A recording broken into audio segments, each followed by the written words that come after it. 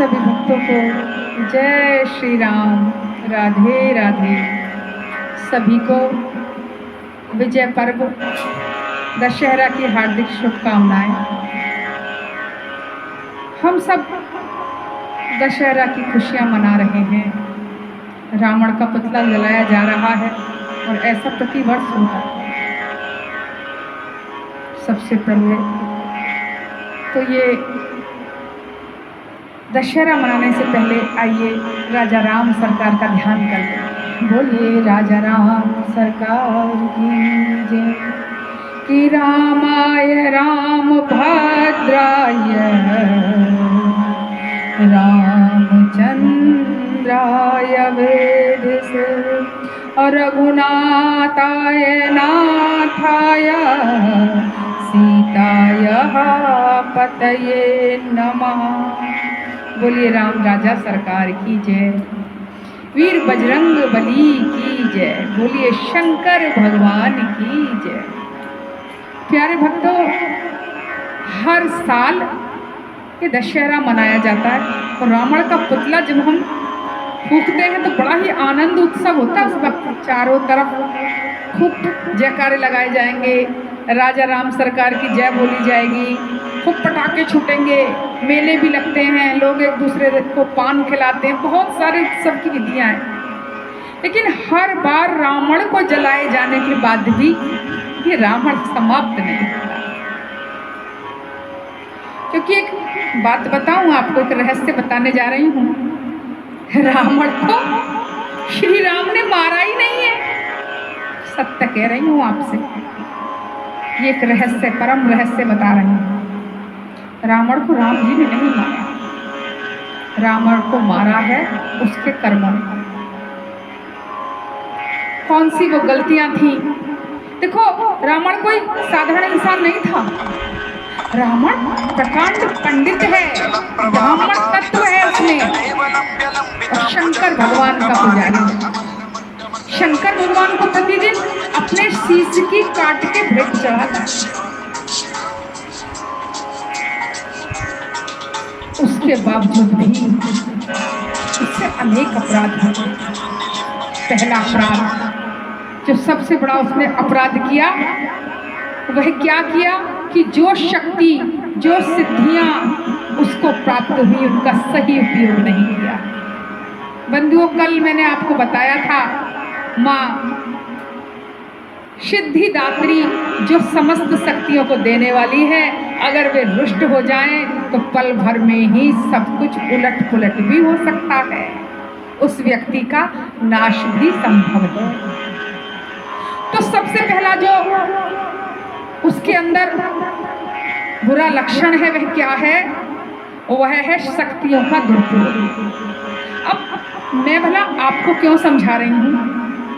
रावण ने किया तो किया, उससे हमारा क्या लेना देना है? क्योंकि जब तक ये नहीं समझ लोगे तब तक आज का सारा प्रवचन, आज का सारी चर्चा व्यर्थ है। बंधुओं, रावण मरा नहीं है। रावण आज भी हमारे अंदर जिंदा है। क्योंकि रावण किसी व्यक्ति का नाम नहीं है। रावण नाम है व्यक्ति के अभिमान का। रावण नाम है उसके पाप कर्मों का। रावण नाम है उस व्यभिचारिता का जो रावण ने की। और बंधुओं, ये रावण कैसे उत्पन्न हो गया? रावण उत्पन्न हो गया अपनी शक्तियों के दुरुपयोग से। जिस प्रकार रावण के पास बहुत सारी शक्तियां थी, उसी प्रकार हमारे और आपके पास भी बहुत सारी शक्ति है। ये मनुष्य जीवन आनंद भोगने के लिए नहीं है। ये मनुष्य जीवन जीवन के सुख लेने के लिए नहीं है। ये मनुष्य जीवन अपनी साधना को जागृत करके इस संसार का और अपना कल्याण करने के लिए है। यह जीवन भगवान की प्राप्ति के लिए है। लेकिन मनुष्य अंधकार में, अज्ञानता में जो दिव्य शक्तियां उसके अंदर विराजित हैं। अच्छा, 9 दिन तक चर्चा चली माता रानी की, खूब आपने बड़े प्रेम से सुना और मैं बोलती रही। लेकिन इन 9 दिनों में जो भी आपको बताया गया उसमें बताया गया कि ये समस्त ब्रह्मांड हमारे अंदर की ऊर्जा को हमारे ही अंदर जो सातों चक्र है उनके माध्यम से एक दूसरे से जोड़ते हैं। तो यह चक्र जब जागृत हो जाए तो ज्ञान की प्राप्ति करा देते हैं, और जब उसी ज्ञान का अभिमान आ जाए बंधुओं तो सब कुछ नष्ट हो जाता है। तो रावण जो अपने ज्ञान से सारे संसार का कल्याणकारी हो सकता था, उसी रावण ने क्या किया, एक ऐसा निंदनीय कार्य कर दिया जो उसकी समस्त अच्छाइयों पे भारी पड़ गया। दूसरा रावण की जो कारण था मृत्यु का वह क्या था? दूसरा कारण था स्त्री को अबला समझना। बंधुओं, वैसे एक आज आपको परम गुप्त रहस्य और बता दूं, ये तो सब लीलाएं हैं। ये कथा आती है कि जब माता जानकी विवाह करके आई और जब बहू आती है ना तो भोजन बनाती है, ब्राह्मणों को संतों को जिम्बाते हैं। अब सीता जैसी महारानी लक्ष्मी साक्षात स्वरूपा जब बहू बन के आए तो राजा दशरथ को समझ नहीं आ रहा था कि ऐसा प्रकांड, ऐसा ज्ञानी पंडित कहाँ से लाऊं। और पूरी भूमि पे उस वक्त रावण के बराबर कोई ज्ञानवान पंडित नहीं था। सो संदेशा भेजा कि आपको ब्राह्मण बन के निमंत्रण पे बुलाया गया है। जी हाँ, ब्राह्मण आया बन के रावण और कह दिया कि मैं एक शर्त पे ही भोजन करूंगा, यदि भोजन कराने वाली जगदम्बा मुझे अंत में जब विदाई करते हैं, दक्षिणा देते हैं, तो मुझे मनोवांछित विदाई दे। और उस वक्त माता ने कह दिया कि जाओ, तुमको मनोवांछित फल की प्राप्ति होगी।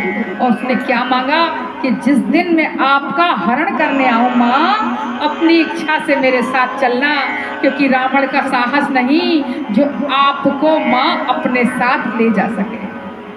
तो बंधुओं, समझने वाली बात यह है कि नारी कोई अबला नहीं है, नारी ही जगदम्बा पराशक्ति है। जो नारी का सम्मान नहीं करते वह ना तो किसी भी क्षेत्र में सफलता प्राप्त कर सकते हैं और ना ही अपनी आत्मोन्नति कर सकते हैं, ना ही किसी का प्रकार का सुख और वैभव प्राप्त कर सकते हैं, बल्कि उनके जीवन में अनेक प्रकार की समस्याएं उत्पन्न हो जाएंगी। फिर उसके बाद जो तीसरी गलती रावण की है वह क्या है? परिवार के महत्व को ना समझना। बड़ा प्यारा भाई मिला, बड़ी प्यारी पत्नी मिली, बहुत समझाया कि नाथ यह कार्य आपके लिए निंदनीय है, मत करो, लेकिन रावण की समझ में बात नहीं आई। देखो,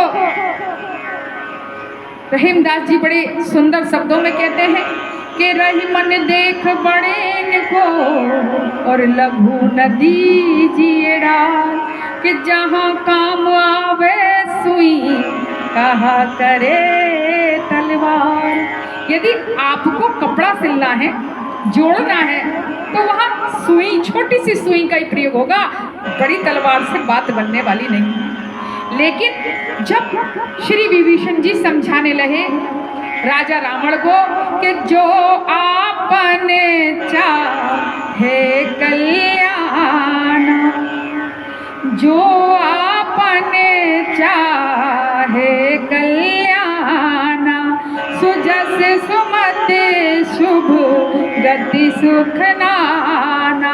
हे भैया जी, यदि आप अपना कल्याण चाहते हो तो सो पर नार लीलार गुसाई और तजाऊ चौथे के चंद्र की नाई।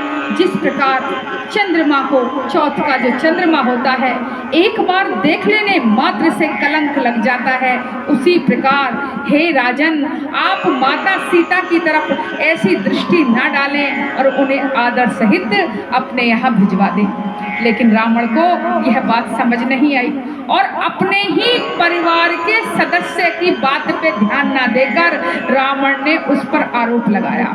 इतना ही नहीं, उस पर लात का प्रहार किया कि ममपुर बसी तपसन पर प्रीति, तू उस तपस्वी को प्रेम करता है और 60 मील जाए तिनहु गहु नीति अस काहि कीने सी चरण प्रहारा अनुज गहे पद बारही बारा। ऐसा कह के रावण ने अपने छोटे भाई पे लात का प्रहार किया और जब दो भाइयों में फूट पड़ गई तो क्या हुआ कि इतने बड़े साम्राज्य की नींव हिल गई। उसके बाद उसकी जो गलती है अपनी संगनी के साथ मंदोदरी के साथ एक रस न होना। जहां आपस में पति पत्नियों का विवाद रहेगा वहां कभी भी समझ लेना किसी भी प्रकार की शांति, सुरक्षा, सफलता, समृद्धि रह नहीं सकती। और फिर उसके बाद इससे भी बड़ी गलती अपने इष्ट को नाराज कर देना था। भोले बाबा अरे उस पे मेहरबान थे, प्रतिदिन सर काट के भेंट चढ़ाता था। यदि उसने अपने भोले बाबा के चरण पकड़ लिए होते तो वो जान गया होता कि जिस शंकर को मैं मनाता हूँ उस शंकर भी किसको मनाया करते हैं। शंकर अपनी समाधि में दिन और रात श्री राम का ध्यान किया करते हैं और वह मूर्ख उन्हीं से बैर ले बैठा। क्यों ले बैठा? उसकी और एक बड़ी गलती थी और वह सातवीं छठी गलती क्या था? उसका अभिमान। उसे अपने बल का बहुत अभिमान था। और सातवीं गलती सबसे बड़ी गलती बंधुओं, सारी गलती क्षमा हो जाए, जो सारी गलती करने के बाद भी मनुष्य यदि हरि की शरण में आ जाए, सामने भगवान खड़े थे लेकिन जाती रही भावना जैसी, जाती रही भावना जैसी और प्रभु मूरत तिन देखहि तैसी। और वही श्री राम जो सबको क्षमादान देने वाले हैं, अभयदान देने वाले हैं, वही रावण का काल बन गए। वास्तव में आपको रहस्य की बात बताऊं, भगवान अच्छा या बुरा हमारे साथ हमें कोई व्यवहार नहीं करते। हमारे ही कर्म भगवान से अच्छा या बुरा व्यवहार करने के लिए उनको मजबूर कर देते हैं। वे तो क्षमाशील हैं, सब पे करुणा बरसाने वाले हैं, सब पे कृपा बरसाने वाले हैं। फिर भी संसार में बंधुओं कोई गरीब है, कोई अमीर है, कोई हजारों व्यंजन खाता है और कोई एक एक दाने के लिए तरसता है। किसी के पास घूमने के लिए गाड़ी, मोटर, बंगला सब कुछ है और कोई एक झोपड़ी भी नहीं है, खुले छत में सोता है। यह सब दशा क्यों है? क्योंकि यह हमारे कर्मों का ही फल है। और इन्हीं कर्मों को यदि भगवान को समर्पित करते हुए, सत्य का पालन करते हुए सही तरीके से किया जाए तो यही कर्म हमारे बंधन का कारण बन जाते हैं। देखो, एक तरफ तो है विभीषण जो हारा हुआ है, जिसे निकाल दिया गया, लेकिन उसने अच्छा कार्य क्या किया? भगवान के चरण पकड़ लिए और सत्य का पालन किया। और क्या हुआ? हारे हुए की जीत हो गई। और दूसरी तरफ रावण है जो जीता हुआ है और सारी शक्तियां उसके पास हैं, पर परिणाम क्या होता है कि वो हार गया। कहते हैं 1 लाख पूत 1.25 लाख नाती और रावण के घर दिया न बाती। जिसकी लाखों की संतान थी वह भी काम नहीं आई। तो यह आज का प्रवचन क्या बता रहा है आपको कि ना हमारी धन संपत्ति काम आने वाली है, ना हमारे पुत्र और परिवार काम आने वाले हैं। यदि काम आएगा तो ये हमारे सत्कर्म, सद्विचार, साधु संगत और हरि का ध्यान ही काम आने वाला है। तो अपने मन में धैर्य का धारण करें और सच्चा दशहरा मनाना तभी सार्थक होगा जब हम रावण के अवगुणों को जिस दिन अपने अंदर जला देंगे, उस दिन हमारे हृदय के अंदर ही दीपावली होगी, उस दिन दीप जलेंगे प्रसन्नता के दीप, उस दिन दीप जलेंगे सत्य के दीप। और जब दीप जलते हैं तो क्या होता है, दीपावली होगी। और ये दीपावली कहाँ होगी, अपने हृदय के अंदर। उस दिन कहलाएगी वास्तविक विजय, क्योंकि उस दिन हमारे मन के श्री राम जीतेंगे, हमारे मन के श्री राम की विजय होगी। तो ये दशहरा बहुत बड़ी शिक्षा लेने के लिए है। यह है असत्य के ऊपर सत्य की विजय का पर्व है। और इस दिन हर मनुष्य को अपने अंदर जो भी बुराइयां हो उनको छोड़ने के लिए दृढ़ प्रतिज्ञ होना चाहिए कि आज से मैं अपने अंदर के रावण को मार दूंगा, क्योंकि मैं श्री राम की संतान हूँ और भगवान श्री राम का वंशज हूँ, मैं सनातनी हूँ, मैं भगवान का बच्चा हूँ, मेरे अंदर अब बुराई नहीं रहेगी, मैं अच्छे अच्छे कर्मों का पालन करूंगा।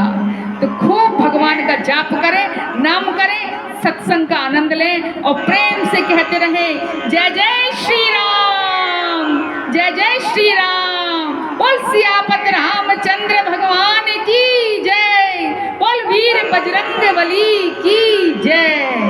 जय जय श्री राधे श्याम।